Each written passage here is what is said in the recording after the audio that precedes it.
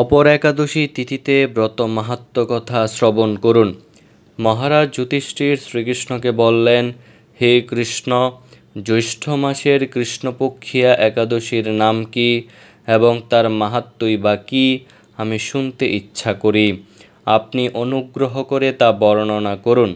শ্রীকৃষ্ণ বললেন, হে মহারাজ, মানুষের মঙ্গলের জন্য আপনি খুব ভালো প্রশ্ন করেছেন। বহু পুণ্য প্রদানকারী, মহাপাপ বিনাশকারী ও পুত্র দানকারী এই একাদশী অপরা নামে খ্যাত।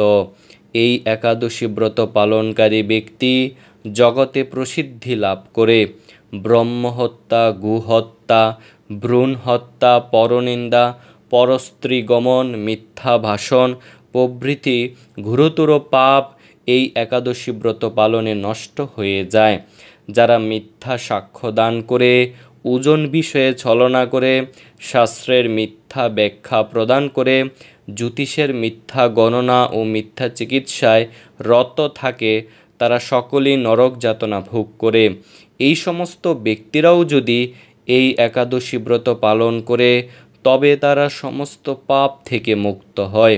ক্ষত্রিয় যদি স্বধর্ম ত্যাগ করে যুদ্ধক্ষেত্র থেকে পালিয়ে যায় তবে সে ঘোরতর নরকগামী হয়, কিন্তু সেও ওই একাদশী ব্রত পালনে মুক্ত হয়ে স্বর্গগতি লাভ করে।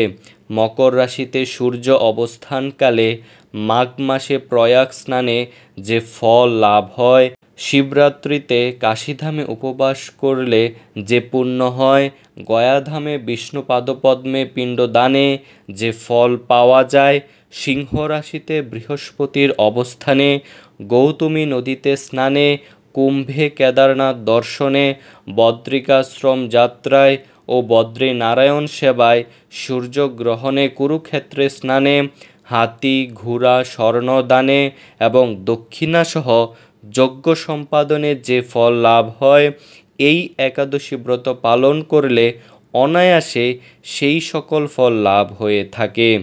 এই অপর একাদশী ব্রত পাপরূপ বৃক্ষের কুঠার স্বরূপ, পাপরূপ কাষ্ঠের দাবাগ্নির মতো, পাপরূপ অন্ধকারের সূর্য সদৃশ এবং পাপহস্তির সিংহ স্বরূপ। এই একাদশী ব্রত পালন না করে যে ব্যক্তি জীবন ধারণ করে, জলে বুদবুদের মতো তাদের জন্ম মৃত্যুই কেবল সার হয়।